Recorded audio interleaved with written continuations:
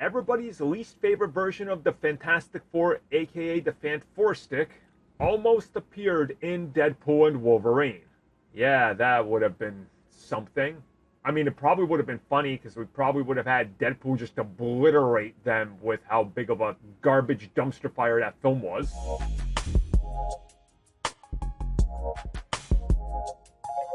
So this comes at us from Ryan Reynolds, who was talking with Collider about all the characters and ideas that they had for Deadpool and Wolverine. And they specifically brought up the failed 2015 reboot of Fantastic Four. And he says, yes, that was part of the conversation. We considered it.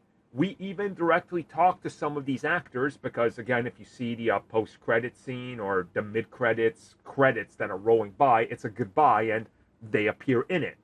He says, yeah, there was discussions and they were thinking about bringing these characters back and trying to come up with ways in which to bring them back. And he says that it comes down to the fact that you don't just have a blank check. You need to manage money and you need to figure out, does it fit the story?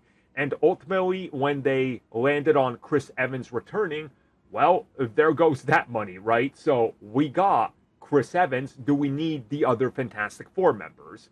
No. So we will include them if they give us the thumbs up in the reel that plays during the credits, and that'll be that. Outside of that, we can figure it out. And again, it's a monetary issue.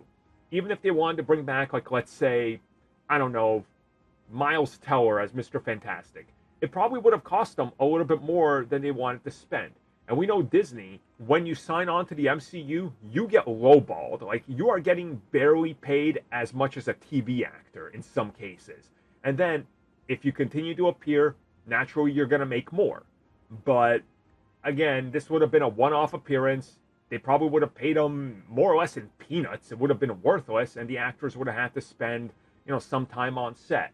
And then you got somebody like Michael B. Jordan, who's already been in the MCU, so his price is naturally going to be higher than everybody else.